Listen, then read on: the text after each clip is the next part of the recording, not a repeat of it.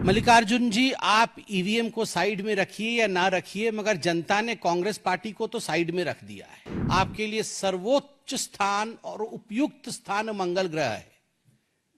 कोई नहीं है वहां, ना जुडिशरी है, ना ईडी है, ना सीबीआई है, वहां ईवीएम मशीन भी नहीं है, इलेक्शन कमीशन भी नहीं है। वहीं जाइए। खड़गे जी, राहुल जी, मोदी जी के घर में ईवीएम मशीन है।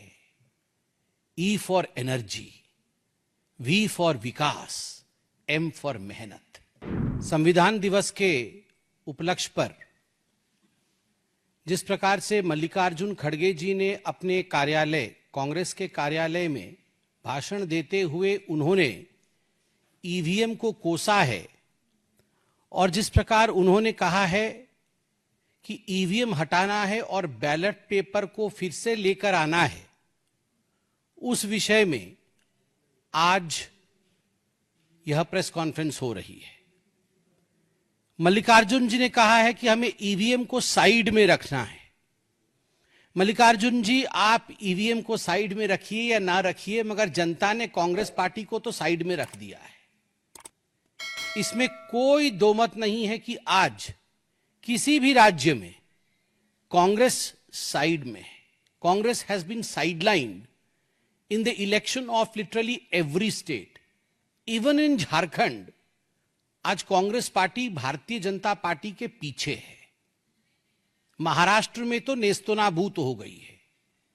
मात्र 16 सीटें लेकर कांग्रेस पार्टी महाराष्ट्र में आई है, जहां महायुति की प्रचंड जीत हुई है। वही कांग्रेस पार्टी आज महाराष्ट्र में एक तरह से उसका सफाया हुआ है। स्वाभाविक है, the frustration is written large on the face of the leaders of Congress party, including Mr. Rahul Gandhi and others. Mallikarjun खड़गे जी ने कहा कि हमें ईवीएम कतई नहीं चाहिए।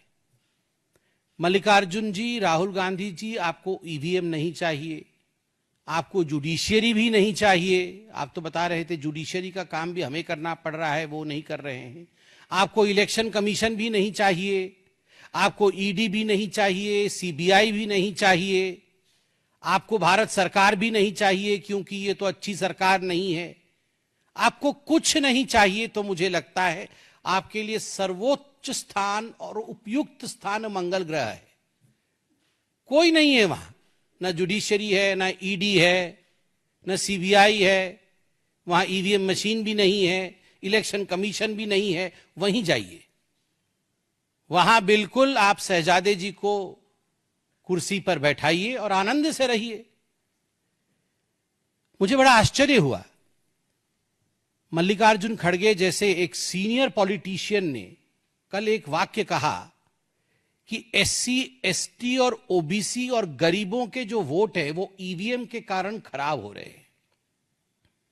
क्या सोचते हैं मल्लिकार्जुन जी और कांग्रेस पार्टी कि जो अनुसूचित जाति के लोग हैं, जो अनुसूचित जनजाति के लोग हैं, या जो एसटी लोग हैं, जो ओबीसी हैं, अदर बैकवर्ड क्लास है, उनको ईवीएम में वोट करना नहीं आता? वो इतने अनपढ़ हैं और इतने समझ भी उनको इतनी नहीं है कि वो ईवीएम में किस प्रकार वोट कर सके, बटन कहां दबाना है, कैसे दबाना है, वीवीपैट उसमें निकलता है, उसे देखना है, वेरीफाई करना है।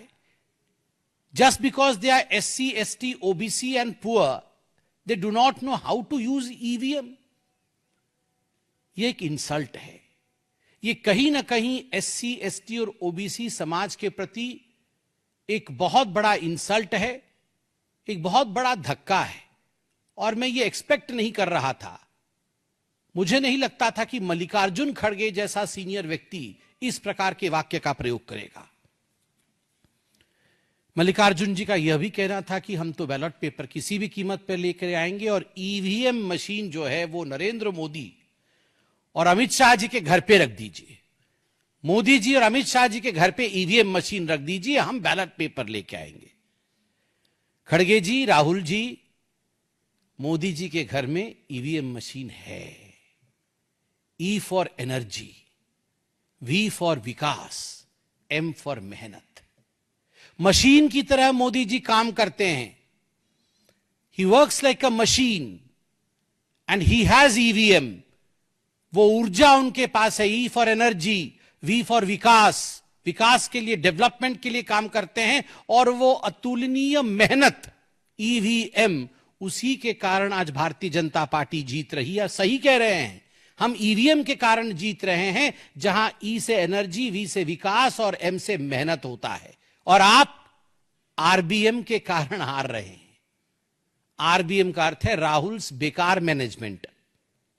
हम ईवीएम के कारण जीत रहे हैं, आप आरबीएम के कारण हार रहे हैं।